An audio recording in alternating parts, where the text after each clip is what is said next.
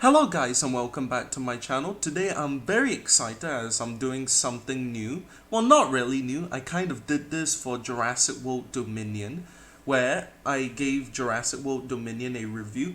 Today I'm gonna be reviewing Jurassic World Rebirth, the newest installation in the franchise. I'll be giving my thoughts on it, and I do have some good and bad thoughts about this movie. So yeah, we're gonna be going into three topics about this movie. Number one being the plot. Number two, the characters of the movie, and number three, the main thing, of course, dinosaurs. So yeah, without further ado, let's get started with the plot of Jurassic World Rebirth.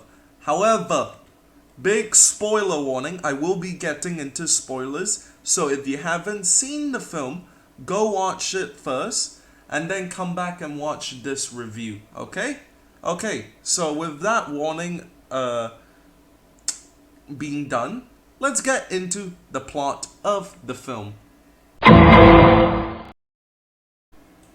Okay, so let's get into the plot of Jurassic World Rebirth. So the main plot of Jurassic World Rebirth is that a group of mercenaries go to an island to collect DNA from three of the biggest dinosaurs of the movie, being the Mosasaurus, the Titanosaurus, the Quetzalcoatlus, and they need this DNA to try and create some type of cure for cancer or any types of diseases. So that is the main plot of the film. However, there's subplots to the film. The first subplot is a group of family that are just out for a holiday trying to get from one place to another. However, while they're traveling via a boat, the Mosasaurus kind of destroys their boat, and then they have to call for help, where the main group of mercenaries find the family. However, after a while, both of them split apart and the family does their own thing in the film. And then eventually afterwards, both the mercenary group and the family meet up to try and escape the island. That's the second subplot. The third subplot, I don't know if it's really a subplot, and it's more of a implied subplot, is the mutants. This island that the mercenaries are going to is an island where they did research for. In the film, they said Jurassic Park. However, at the start of the film, it said 17 years ago when the lab was operational. So I'm guessing this was around Jurassic World. So I'm guessing the research facility on the island was for Jurassic World, not Jurassic Park. And on this island, they were doing experimental work on some dinosaurs, and some deformities came out of the dinosaurs, such as where it created the Mutodons, the Distortus Rex. So, yeah, I don't know if that's really a subplot because they don't really explain the mutants that well in the film. So, yeah. The plot of the film, very basic. It feels a lot like JP3 and The Lost World mixed together. The Lost World, you got a group of people going to the island for a job. And then in JP3, you got a group of people looking for a family. So it feels like a mixture of The Lost World and JP3, which makes sense as the writer of the film, David Koepp, helped write the original Jurassic Park and The Lost World. So kind of makes sense on why some of the plot points are familiar to the original movies. But it's a very safe story. Yes, there are dinosaur action scenes every once in a while, but the overall plot of the film is very safe. They didn't play around with anything. Like, I thought at one point the DNA was gonna be used for something else rather than uh, being made for a cure for cancer, but no, it is that. So yeah, the plot overall, I give it a 3 out of 5 or a 6 out of 10, mainly because it's a very safe plot. Uh, it's nothing too interesting, and the interesting stuff in the plot, like the mutants, they don't go too deep into. But yeah, that's the plot. My plot review, plot synopsis, or whatever. But next, let's get into the characters, and boy, do I have some things to say about some of the characters.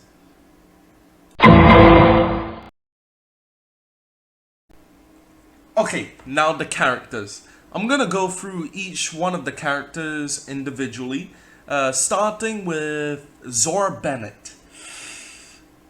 I don't really feel attached to Zora Bennett, where what I mean is, if she were to unfortunately die in the film, I wouldn't really care.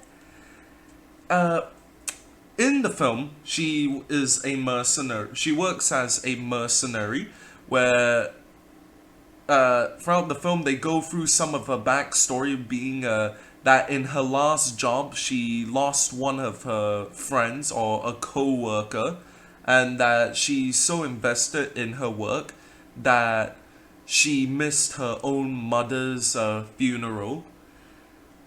So her backstory is pretty good. However, it doesn't really work well with the movie. Uh, certain scenes, she would act differently. So we already established that she lost a coworker. However, throughout the film, she loses three other coworkers, three other mercenaries in the film. They die one by one, uh, in front of her, near her, and she doesn't really react to it. Instead, it's Duncan who reacts more painfully to their deaths, rather than a character who has said that they didn't like seeing their friend or coworker die near them. So I thought that was strange. The only time she really that backstory came into place was near the end of the film, when Duncan was sacrificing herself. She actually was kind of emotional. But other than that, her backstory doesn't really make sense to the plot of the film. Uh, I I feel like they should have made her feel the losses of each of the mercenary, instead of Duncan feeling the loss of each of their co-workers.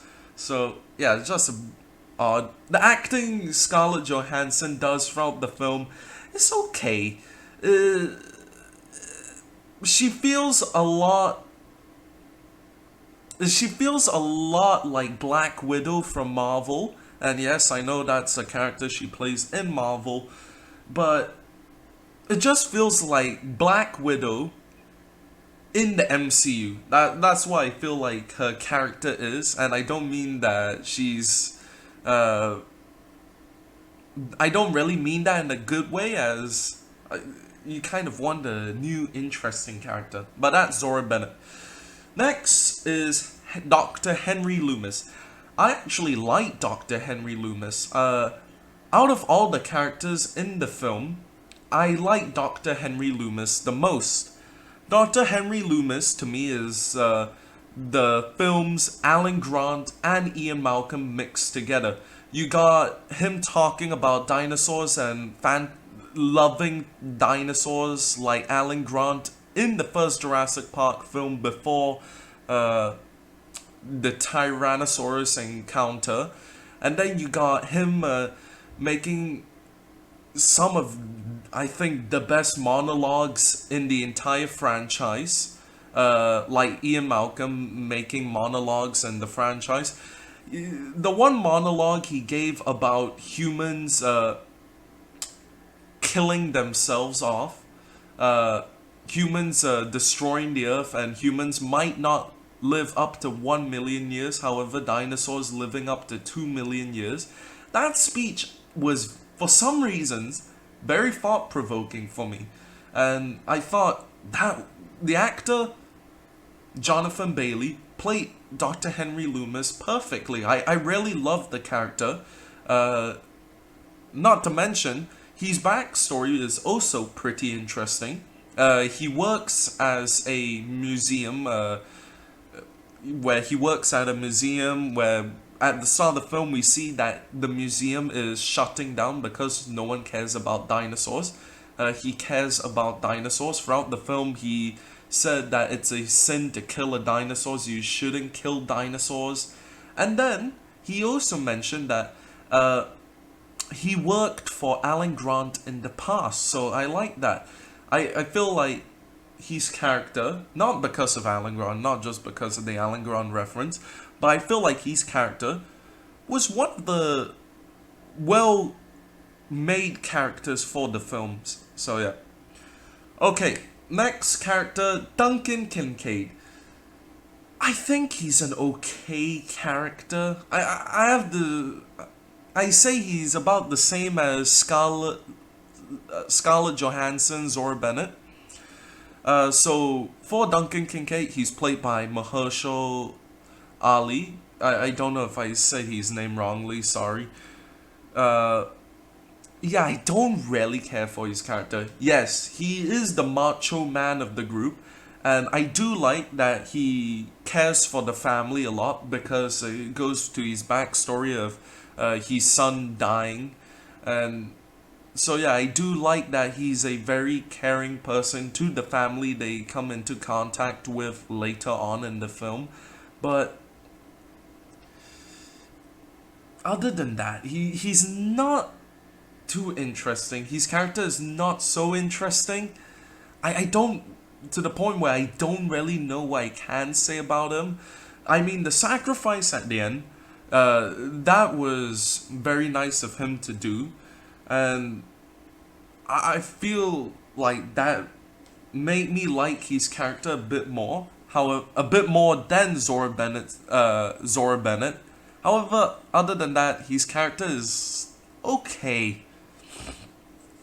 Okay, now the last character we got from the group of mercenaries, Martin Krebs. I actually think Martin Krebs was one of the smarter humans in the film. Okay, now I'm gonna say this controversial opinion. I don't think he's a bad guy. Okay, yes, he works for an organization that is greedy, that wanted to keep the cure to cancer for themselves. I agree with that. However, I wouldn't call his character a bad guy. Throughout the film, he hasn't done anything bad and has done things where they make sense, like I would do this in this situation. Like, for example, if someone was about to call the police on you and for some reasons that person manages to get into a deadly situation, would you help them out knowing that they'll put you into jail? Me personally, I wouldn't help them.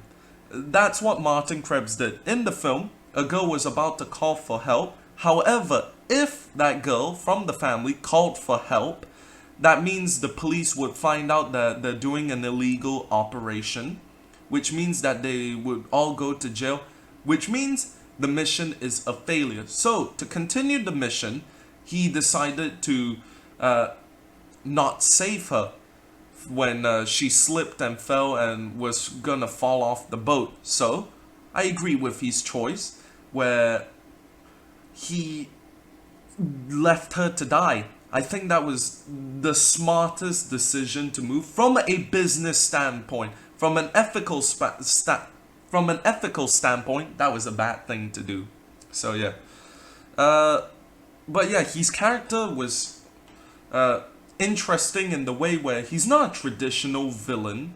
Yes, he did abandon the group a couple times to time, But that's because he's trying to prioritize his mission, while the others are trying to destroy or strafe away from the mission. Like Zora Bennett and Henry Loomis, they want to source the DNA out to the entire world, while Duncan Kincaid is more focused on finding the family. So I think all the decisions Martin Krebs did was smart. I think he was a good character in the film. All right, last group of people. I'm gonna put them all into one category: the family. Okay, so now the family. I'm kind of gonna say this. They're kind of generic. Uh, Most of the family, they don't do anything towards to move the plot forward. They're more of a obstacle sometimes for the plot, where, well, they are a literal obstacle for the plot, where at one point they literally force the mercenaries to go get them instead of chasing the Moser. But the family to me is very generic. Yes, and I'm okay with that. You got the father, the older sister, the youngest sister, and the boyfriend to the older sister. Out of all of them, I would say the only characters they really pay attention to in the film is the father and the youngest sister. Not youngest sister, the brother. Not brother, boyfriend, sorry. Ugh. But, yeah. So, yeah, the sisters, they don't really have much to do in the film. Yes, the older sister did help with getting the boat that started the boat raft scene with the T-Rex.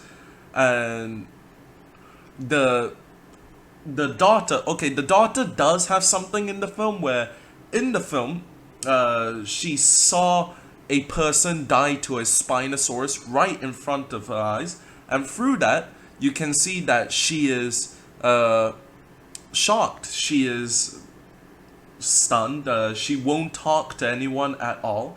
But after she met Dolores, the Aquilops, she started talking again. So that's her story. It's a very basic, simple story.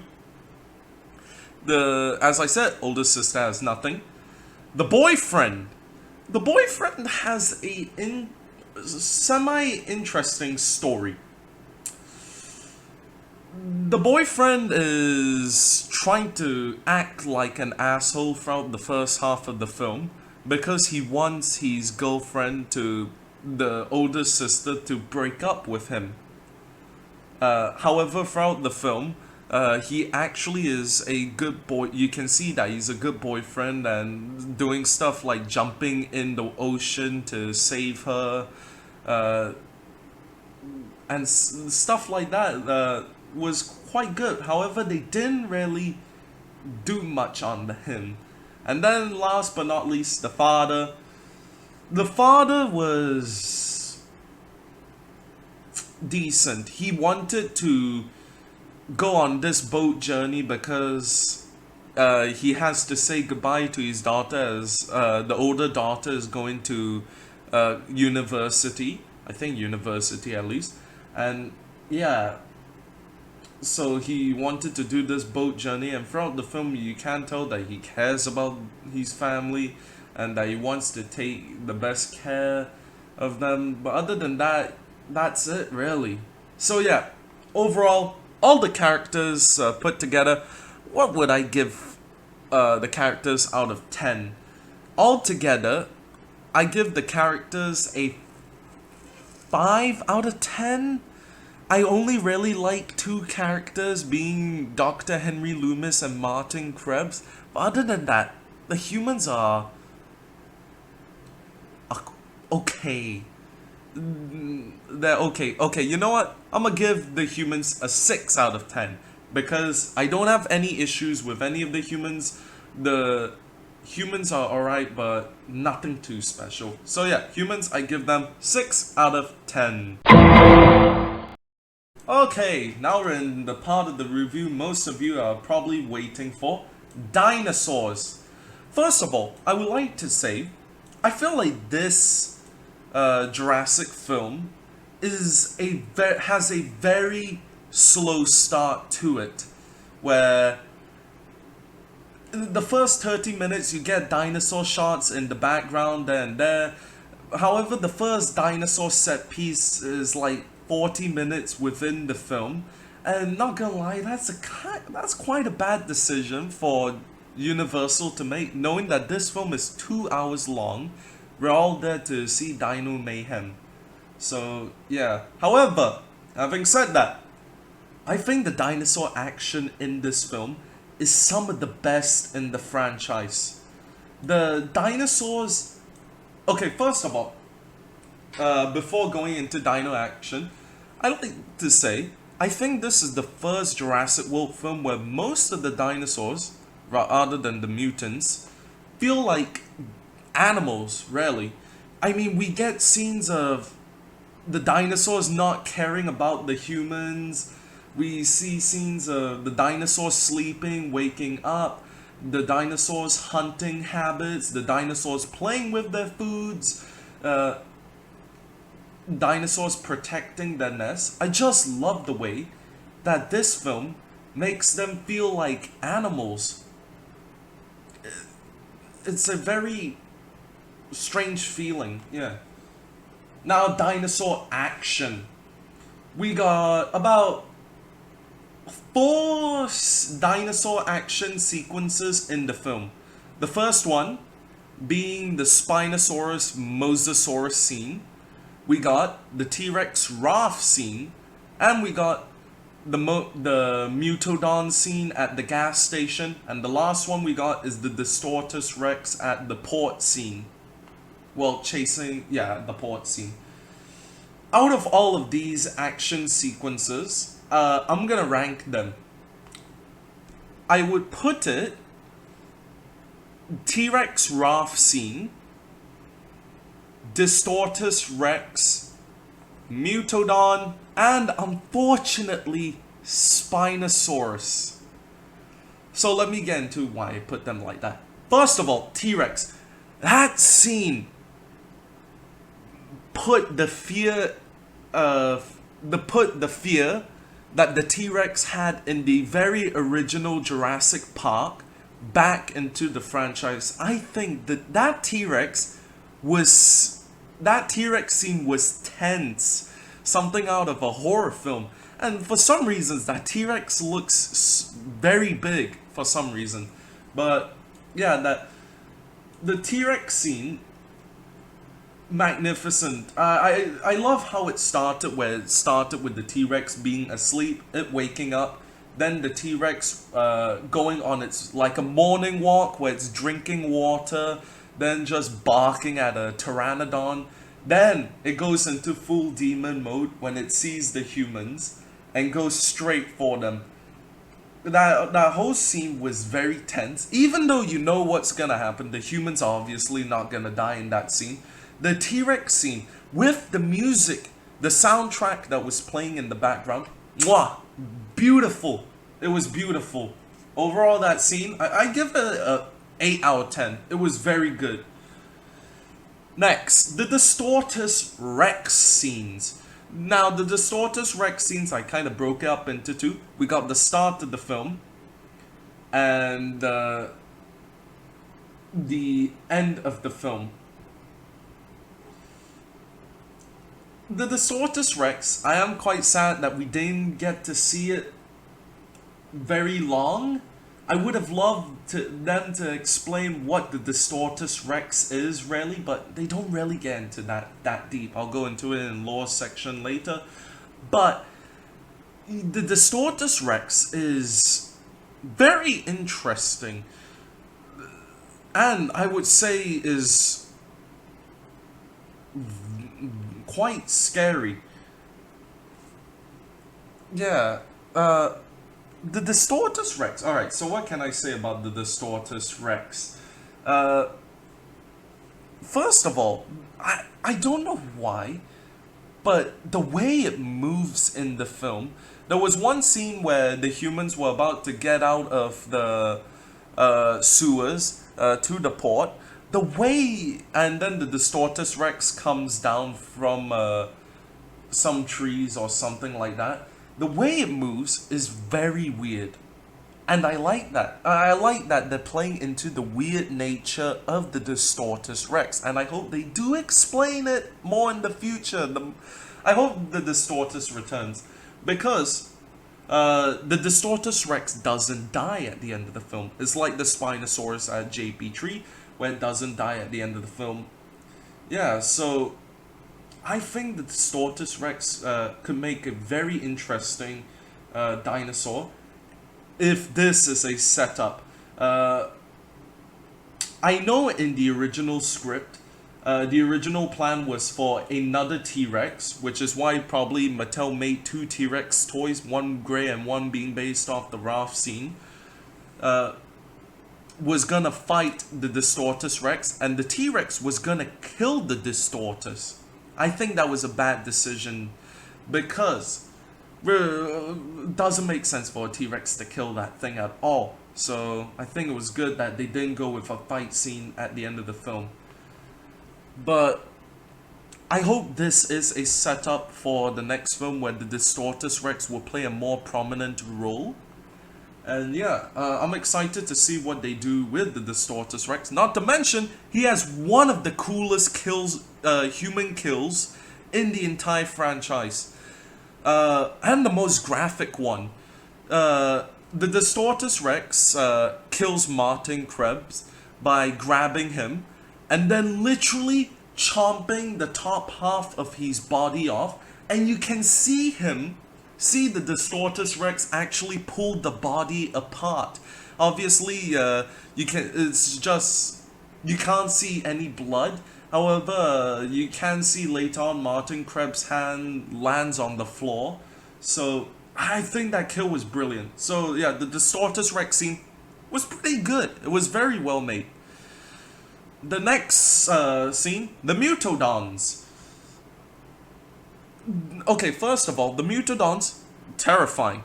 The first scene they were introduced in was when the Velociraptors were about to kill the boyfriend, and then the Mutodons just come in, flies down, kills the Velociraptor, and drags the body away. Rest in peace, Velociraptors. But the second scene, the gas station, I don't know why. I liked it quite a bit, but there were some parts I didn't like. The whole sewer chase scene, like the Mutodons chasing them through the sewers, I think was done poorly. I think they should have done a more hide and go seek game instead of Zora Bennett was the one chasing them. I didn't really like that. But the gas station is obviously a homage to the kitchen scene from Jurassic Park 1, and I think they did a pretty good job. The scene where the Mutodon was crawling through the ceiling, that was creepy. And then the scene of just the sounds of it made of the Mutodon roaring and stuff like that, that was creepy. And then it chasing Isabella, the youngest daughter, to the fridge, that was creepy. It was very tense. I did like it. Like the T-Rex Ralph scene and the Distortus Rex scenes, it felt like a horror, slightly horror-ish franchise now. So yeah, Mutodons, I put it at third place. Now fourth place, Spinosaurus Mosasaurus. First of all, I love the designs of the Spinosaurus and the Mosasaurus. They definitely do look magnificent. However, I don't think they use the Spinosaurus enough. Alright? Hear me out, alright?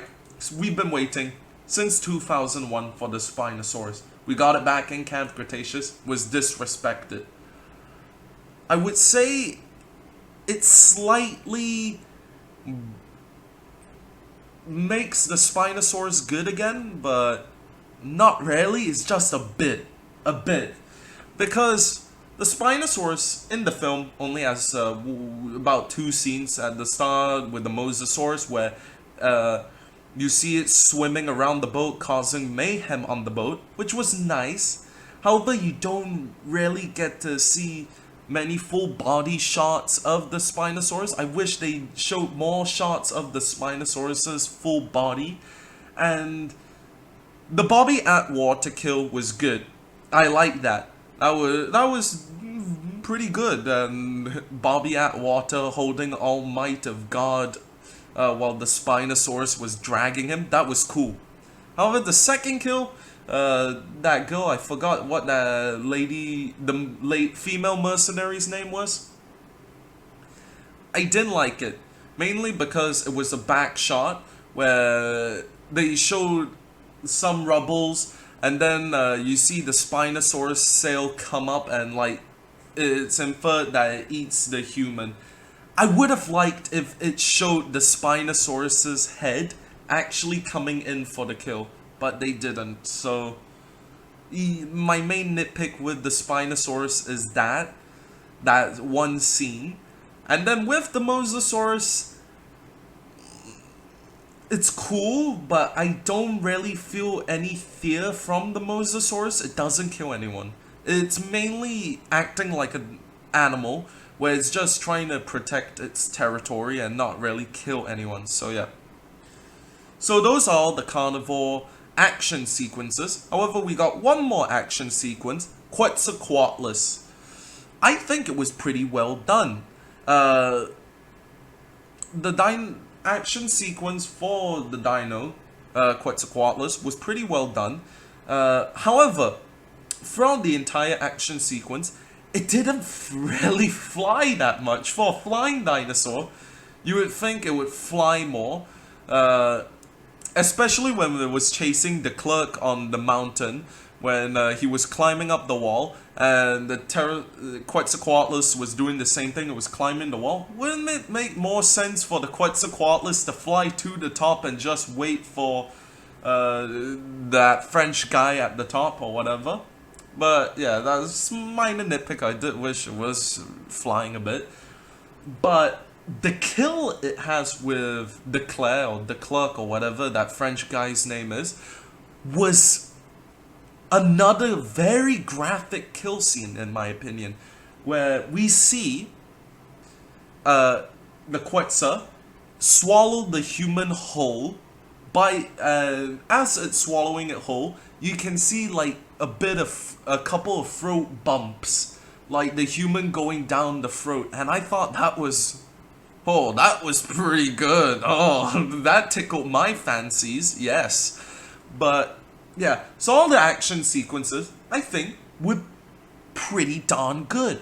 It was way better than the Giganotosaurus slowly chasing the main cast of humans in Dominion. But yeah, the action sequences were good. However, this film does something where it gave us a scene where it gave me a scene where I cried at, I shed a tear at, where it was genuinely beautiful and I loved the way it was shot. And I'm obviously speaking of the Titanosaurus scene. The scene of the Titanosaurus trying to do a mating call, sex, but them like wrapping around, loving each other, and then Dr. Henry Loomis is like freaking out over the majesticness of the dinosaur, and then the original Jurassic Park theme plays. I think the scene was very well made.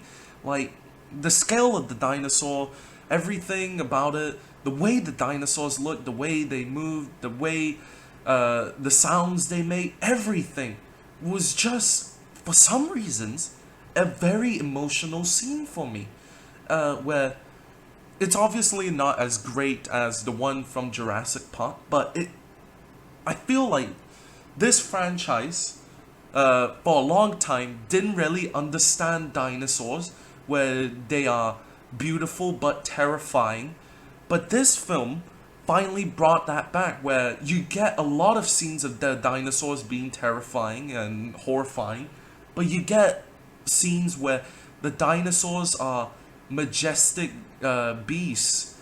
So yeah, I just love that about this film, where the film understood dinosaurs. They understood them. Unlike the last film where it fucking used bugs. Sorry for my language, but yeah, the film definitely understood dinosaurs. So yeah.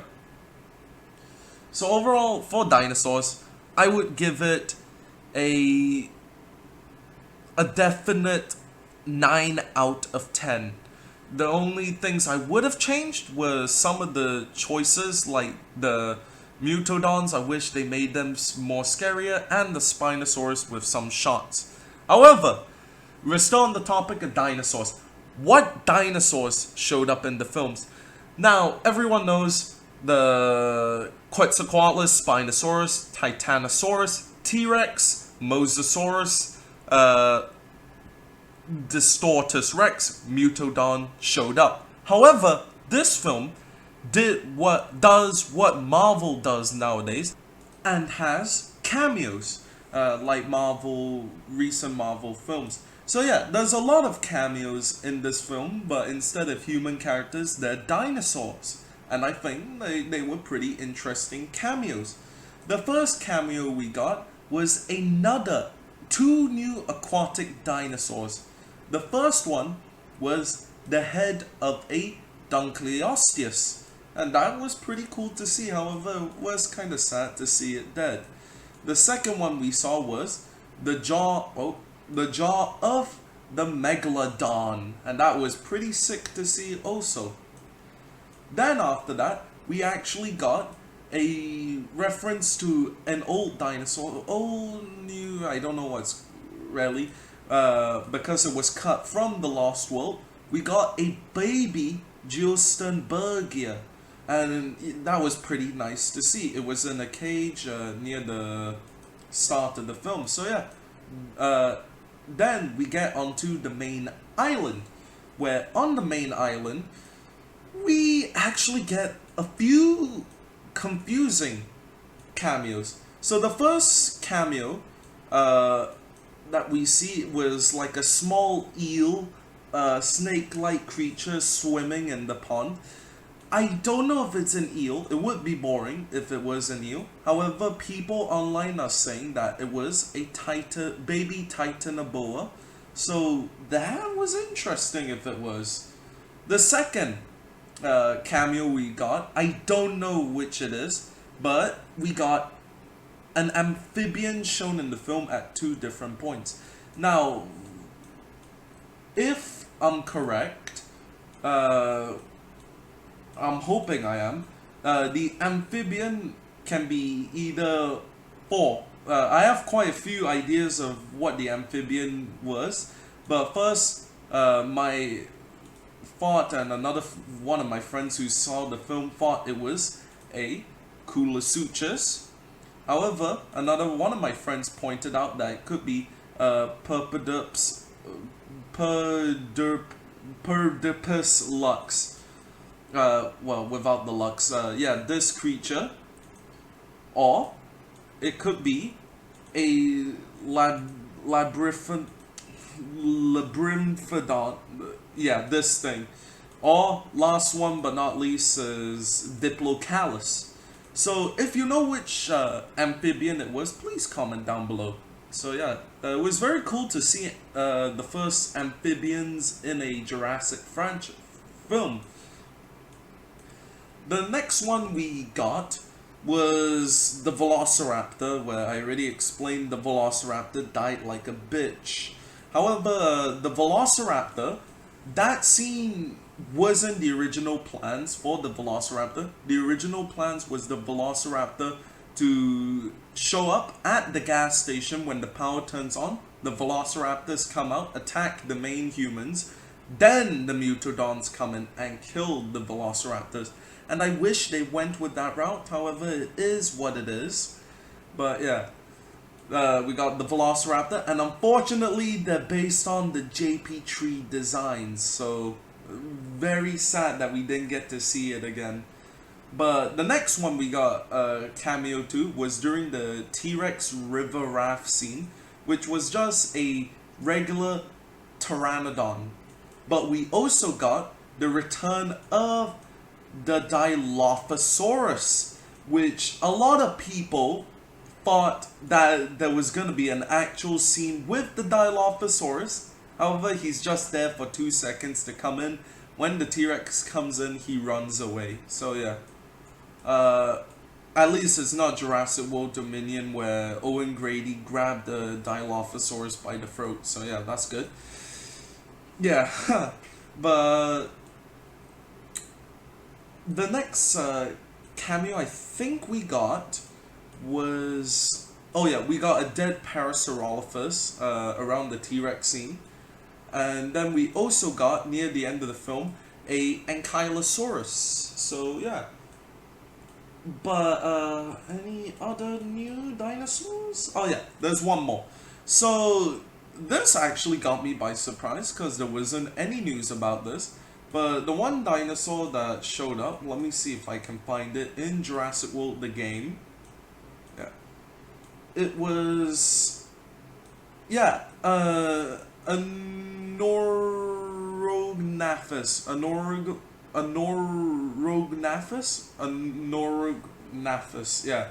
Norognathus. So yeah, we saw one of these in the film near the temple scene, where there was a green colored Norognathus. So yeah. So I think that was most of the dinosaurs that showed up in the film. I think there was a decent amount. However, you can tell that this is a lower budget Jurassic World film since the last one had way too many. But yeah, I'm glad with the dinosaurs that were shown in this film. As I already said, I rate the dinosaurs 9 out of 10.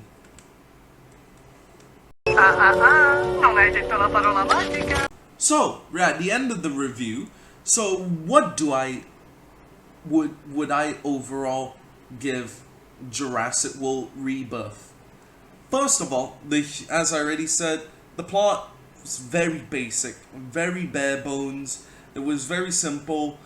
The characters, most of them were okay, but nothing too incredible. However, the dinosaurs, the main point of this movie, was very good. They gave it a little chef's kiss.